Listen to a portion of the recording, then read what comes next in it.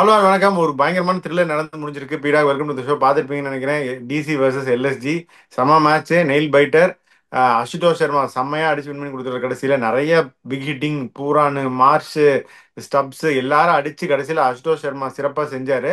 ஆனா அதை விட எல்எஸ்ஜியை பந்த் சிறப்பா செஞ்சாரு. என்ன பொறுத்த வரைக்கும் he could have done a lot of things right in the field. Bandh unfortunately very poor game as a batter, very poor game as a captain, and very poor game behind the stumps also. அந்த Ashutosh run out விட்டாரு, ஒரு ஸ்டம்பிங்கும் விட்டாரு. நீங்க என்ன நினைக்கிறீங்க? உலகத்தில் திருடர்கள் சரி பாதி, மூடர்கள் குருடர்கள் அதில் பாதி. உலகத்தில் திருடர்கள் சரி பாதி, மூடர்கள் குருடர்கள் அதில் பாதி. இந்த மேட்ச் எல்லாம் நீங்க தோக்கவே அடிக்க முடியாது. அதாவது ஒரு 148 for 6 அப்படின்னு இந்த அல்கோரிதம்ல கரெக்டா போயினே இருந்தாங்க. 150 for 5 சொன்னேன் 15 ஓவர்ல. 148 for 6 ஒரு ட்வீட் போட்டேன். Delhi will spare win by 2 to 4 balls to spare. Only Shardul Thakur can save them அப்படின்னு ட்வீட் போட்டேன்.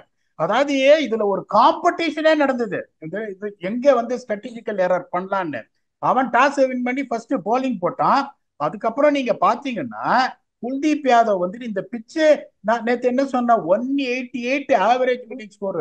மோசமான ஸ்ட்ராட்டஜி ரெண்டு டீமும். அதான் சொன்னேனே உங்களுக்கு. ஒன்னே ஒண்ணு ரொம்ப சிம்பிள். எல்எஸ்ஜி 10வது துண்டு போட்டாங்க. அவங்க உங்களுக்கு இதுவே கிடையாது அப்படின்னு. இவனும் கடைசி டாப் இதுல பாட்டம்ல வருவான்னு சொல்லி இந்த மூணு பேரும் தான் competition. Rajasthan Royals, Delhi and LSG. யாரு கடைசி பிளேஸ் ம். உங்களுக்கு வருவாங்க அப்படின்னு சொல்ல முடியாது. இப்ப எல்எஸ்ஜி ஃப்ரண்ட் ரன்னரு. இப்ப இன்னொன்னு சொல்றேன் உங்களுக்கு. இப்ப அக்ஷர் பட்டேல் 2 ஓவர் பியூட்டிஃபுல்லா போட்டாரு பவர் பிளேல. ஓகே, பியூட்டிஃபுல்லா போட்டாரு பவர் பிளேல.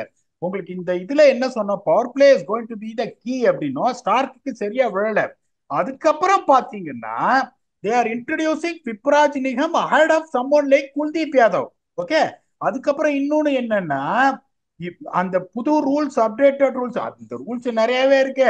லெப்ட் ஆர்ம் ஸ்பின்னர் லெப்ட் ஹேண்டருக்கு போடவே முடியாது. ஓகே, அதுல எப்படின்னா ரெண்டு லெப்ட் ஹேண்டர் இருக்காங்களா, ட்ரைஸ்டட் ஸ்டெப்ஸ் கொடுப்பாங்களா போலிங்க.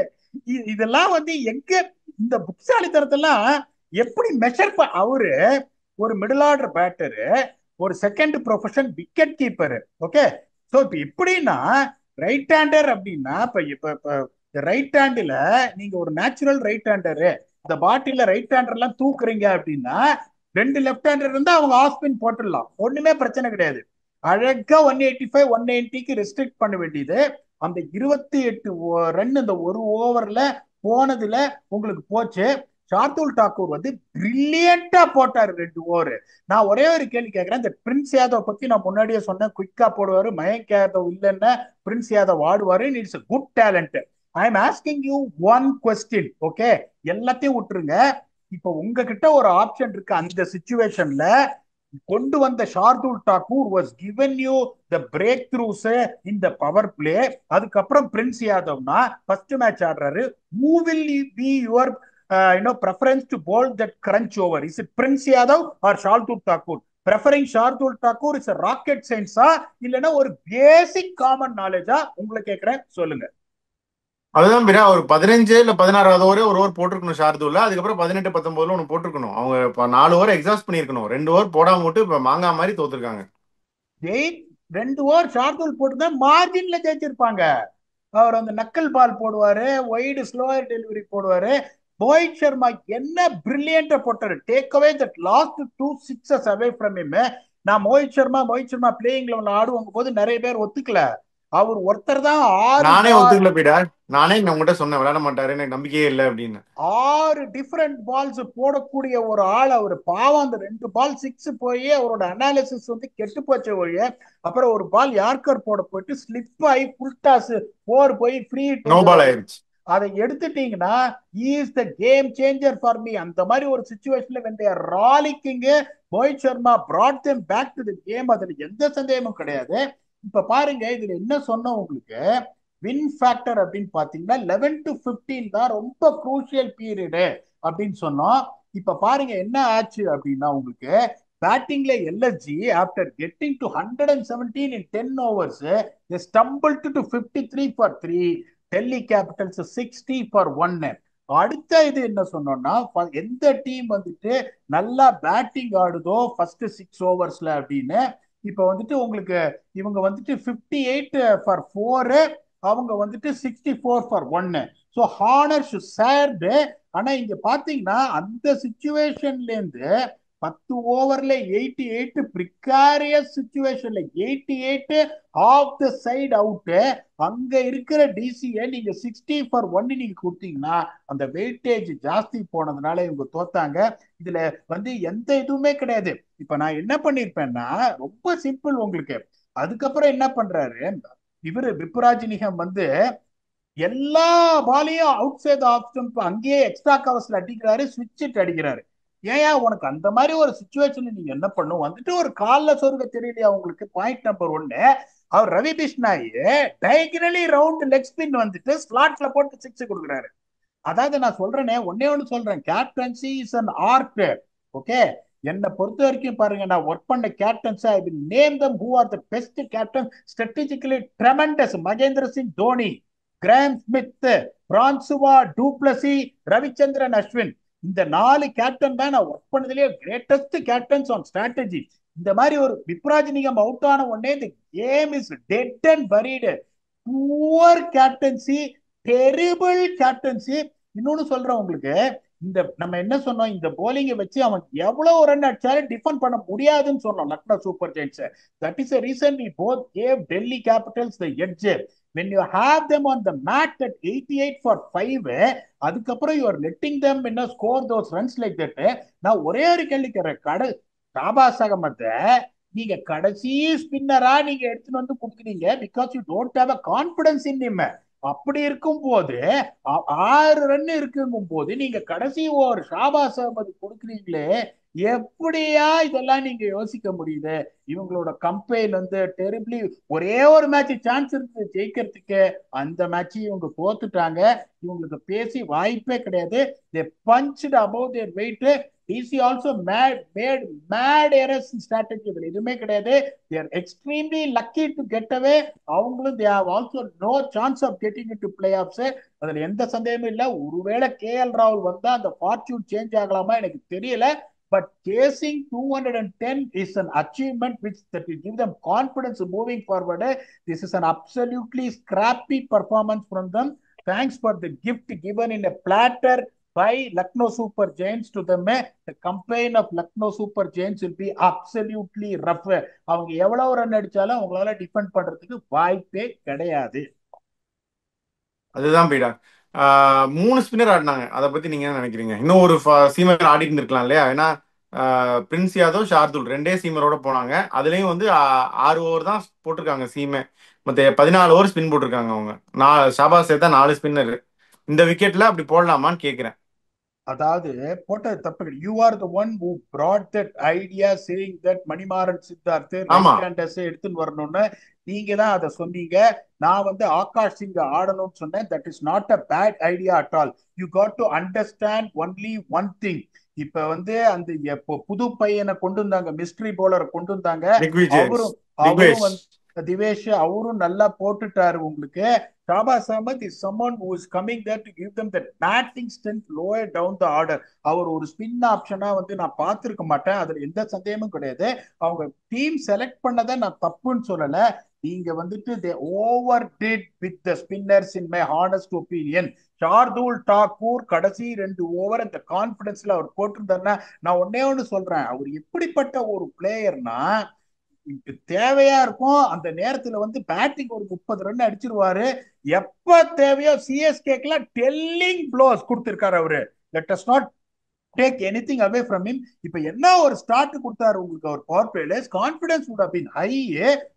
அந்த மாதிரி இருக்கும்போது ஒரு தப்பு பண்ணி பிரின்ஸ் யாதவ் அவர் கொடுத்தாரு, அதை கூட நீங்க மன்னிக்கலாம். அதுக்கப்புறம் கடைசி ஓவராது ஷார்துல் தாக்கூர் வந்து போடுவாருன்னு பார்த்தேன். ஒரு யோசனையே இல்லாம ஷாபாஸ் அகமத் போடும்போதே எனக்கு நல்லாவே தெரியும், ஒரே chance first ball Mohit Sharma அப்படியே பயந்து அவுட் ஆனாதான் உண்டு. ஒரு strike. It is very simple. அது வந்து அவர் 4 பால் பேட்ல படாம 5வது பால் சிங்கிள் எடுத்திருந்தா கூட 6வது பால் தூக்கி சொருகி இருப்பாரு அசுதோஷ் சர்மா. அதுல எந்த சந்தேகமும் கிடையாது.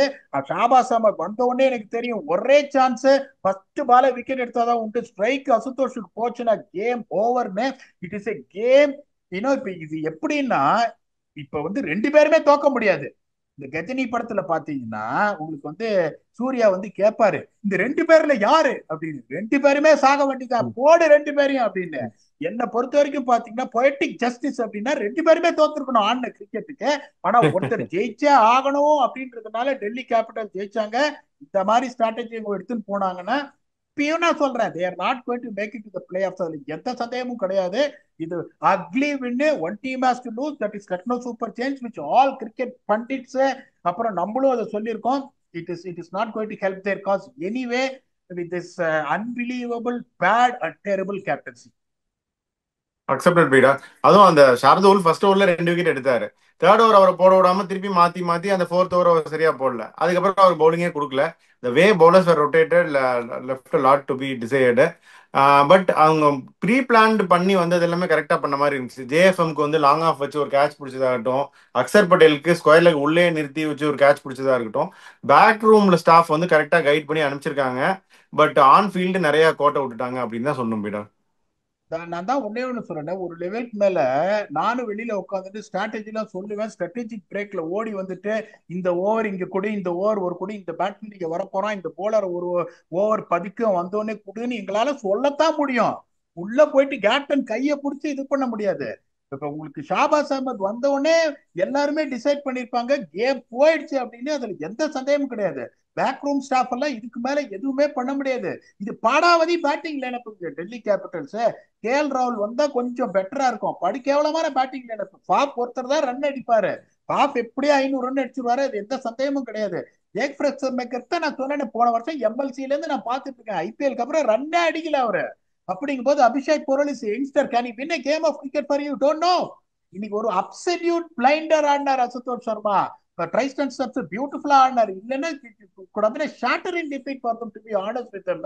அதனால வந்து இதை பேசி இதுக்கு மேல பேக்ரவுண்ட் ஸ்டாஃப்லாம் எதுவுமே பண்ண முடியாது. இது வந்து ஒரு பேசிக் காமன் சென்ஸ் என்னை பொறுத்த வரைக்கும். பிஷ்னாய் போட்ட அந்த ஓவரே ஷார்துல் தாக்கூர் போட்டிருக்கணும். அவர் அது போடல. அப்பதான் வந்துட்டு அவர் டப்புன்னு அந்த ஓவர்ல வந்து ஒரு ஒரு 6 கல்ட் பண்ணார் பாருங்க. அப்பதான் they started believing hey look we can win here அப்படின்னு. அதனால உங்களுக்கு கேம் போனது பாத்தீங்கன்னா unfortunately I've been bluntly saying this honest enough it is because of very poor captaincy. அங்கேயும் very poor captaincy தான். இது அதை விட வந்து மீண்டு போயிடுச்சு அப்படிங்கும் போது it can be only taken into consideration because of poor strategy one team lost. அப்ப இதுக்கப்புறமும் அட்லீஸ்ட் அவங்க தெரியல அப்படின்னா ரொம்ப கஷ்டம். ஏன்னா எல்எஸ்சியோட போலிங் இன்னும் வீக்கா இருக்கு. ஸ்ட்ராட்டஜிக்கல் எரர்ஸ் நீங்க பண்ணீங்கன்னா it is not going to help their cause one each moving forward. அதான் பீடா. ஸோ பார்ப்போம். டிசி அந்த அதர் ஹேண்ட் ஒரு win 2 points is 2 points end of the day. They're still off to very positive start தான் சொல்லணும். KL ராகுல் வந்துட்டா it be another boost. பார்ப்போம் இன்னொரு கியர் எடுத்துட்டு போய் இன்னும் கொஞ்சம் மேலே போய் இம்ப்ரூவ் பண்றாங்களான்னு பார்க்கலாம் பீடா. ஸோ அதான் இந்த மேட்ச். ஆனால் நம்ம 2 பேரும் என்னமோ நினைச்சு சொன்னோம் டிசி ஜெயிக்கும்னு. என்னமோ நடந்து டிசி ஜெயிச்சிட்டாங்க. So nothing more to say. உங்க ஃபைனல் தாட்ஸ் என்ன? நம்ம 2 பேரும் சொன்னோம் அப்படின்னு சொல்லிட்டு என்ன மேல பழி தூக்கி போடாதீங்க. There is only one octopus that exist. போன நான் தடவை ஃப்ளூக்ல அடிக்கிறேன் பீடா. நீங்க தான் போன அனலிஸ்ட். தடவை சொன்னது 3-3. இன்னைக்கு ஆக்டோபஸ் 4-4. அதனால இப்ப அடுத்தது பாத்தீங்கன்னா the match is going to be in Ahmedabad. That is going to be Gujarat Titans and Punjab Kings. அதுலயும் ஆக்டோபஸ் ஒரு ப்ரெடிக்ஷன் சொல்லுவாரு எந்த டீம் ஜெயிக்க போகுதுன்னு. அவர் சொல்றதை கேளுங்க. let us come back and entertain you for that yet another riveting game that is going to happen in Narendra Modi Stadium. Until we come back and entertain you for that episode, thanks a lot and bye bye.